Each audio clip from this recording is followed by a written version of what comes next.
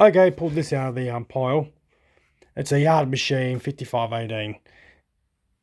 It's a bit of a weird thing with these saws, because technically it's a McCulloch, but it's not. In the about the mid-90s, McCulloch was sold in America. It was sold out from Black & Decker to Tung Fung Tools in Taiwan. I don't know if that's correct or not. The tooling and all this stuff went to Taiwan, and they started making them in Taiwan. The McCulloch name in America was sold to them, but the McCulloch name in Europe was sold to McCullochs. So you didn't really see a lot of these in Europe, but you didn't get a lot of the European McCullochs. What's a European McCulloch? That's virtually a European McCulloch, or anything pull-rated or perforated sometimes. They were made by McCullochs, which owned Husqvarna and Pullen at the time. Then Husqvarna bought its own name out for McCullochs. Then they bought all the other mobs. They bought their Pullen, they bought Johnson Red, they bought Red Max, so Zendoa, Komatsu, in Japan. They did that to get the Stratos system. All these saws are based on these Chinese poo-poos. Same era that 345 came from. But anyway, here in Australia though, we got these as Talon tools, because Fung Wang made Talon tools. So we had these imported to Australia as Yard Machine, Talon tools, and McCulloch, which is all three.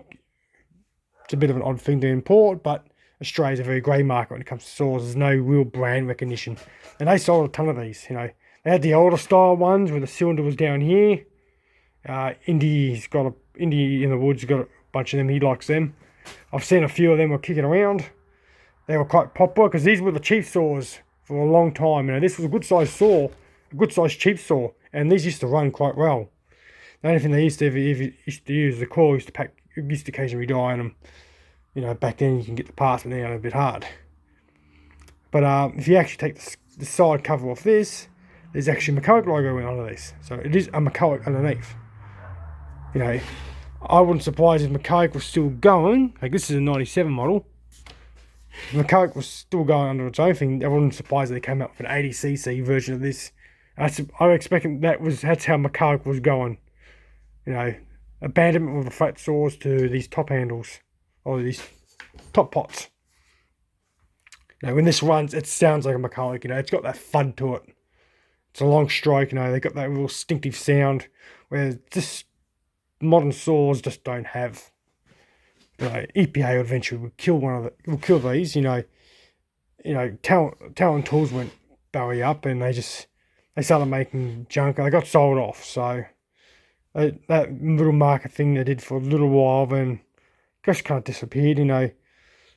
These saws are a bit weird to work on. Fuel lines easily replaced. I'm on an issue I'm having here is I need some 1/8 fuel line, and I don't have any. So I like to add all the other sizes, because there's actually 2 different sizes here. So I had enough of that. That wasn't an issue. Pine bulbs are standard part. The spark plugs are these little dicky things. They're expensive to get here in Australia. They're not very common. I say not very common. They're probably more common now than they used to be, because they used to be really hard to get.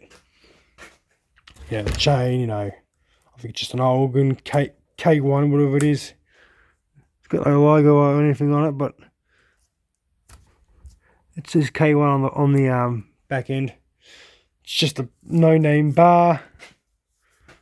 Just says C2 on it. The words Yard Machine. There's probably a logo on it there. But it looks like an Olgan bar. It feels like an Olgan bar. It's only standard. What was it? It's just a laminate bar.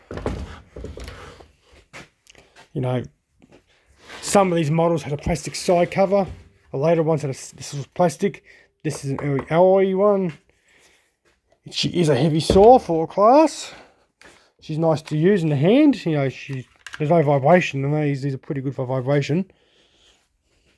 107 decibels. They're reasonably quiet, but they are got a thud to them. I like how the oil pickup runs through the bottom here. Not what the design I would have gone with, but it's them. Just a spur sprocket. The crutches hold on like a McCulloch, so you take the nut off and you just give it a bit of a crack, and it'll come off its tapered sleeve. So it's very McCulloch in a way. You take the clutch off, you got a thoughtful thing and reverse threads and all this wonderful jazz. Unlike a modern saw, where you put the clutch tool and just go. So some of these had an alloy start handles on them, but this one's a plastic one. There's no cats in these. These are just a big open can, easy to get into if you want to pour them. Back when no one cared, it is pretty much just a big hole on the side, so there weren't much in these to begin with. The controls, you got your clutch, you got your fast idle, you got switch. There's not much more to go on with these. You know, the only thing that annoys me is they use an electric chainsaw sticker on the top. Now, that sticker's pretty much common in all things, but that annoyed me. I guess they were making electric chainsaw at the time, corded ones. They used them there, so I might as well use the sticker. But no, these are getting hard to come by and not really worth fixing anymore, unless you've got spare parts to fix them. Usually if they're knackered, you find them in hard rubbish. Or you put them on Facebook for $10 and someone can pick their parts out of it. You know, then they're a forgotten design. I reckon McCulloch was going to go, if McCulloch was still going, they'll probably end up with an 80cc version of these eventually, knowing them. But they never came through. It's just, you know, a design which is pretty much the end of its lifespan, you know.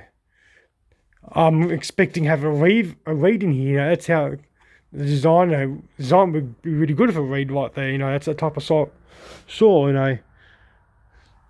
You know, it's like half clamshell, half bloody pot, you know. But, you know, like anything that saws went to a high RPM, you know, you're making this in 97 and you had things like that starting to come out, the Husqvarna stuff. And that once the 372 came out, that was pretty much it for McCulloch here in Australia, you know. By that stage, you know, it was the biggest thing to steal here. But when these saws started to come out and some of the Johnson Reds, McCulloch was pretty much knackered. It pretty much killed Steel, you know. Steel was the go-to for years. But his biggest rival was McCulloch. McCulloch or Johnson Red or Solo. Or Doma, if you depending on where you are.